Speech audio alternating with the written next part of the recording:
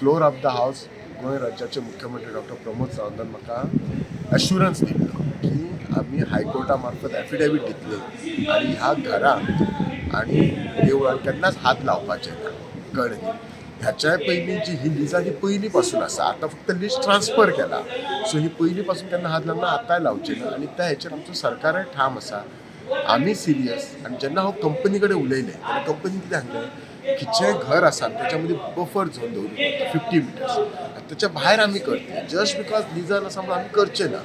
पण लोकांचो जो भंय आसा तो साहजीक आसा आनी हांव लोकां बरोबर आसा आनी ह्या मताचेर हांव ठाम आसा की घरां, देवळां, शाळा कशीच हे जावपाची ना. कळ्ळें. सो हो विशय आसा.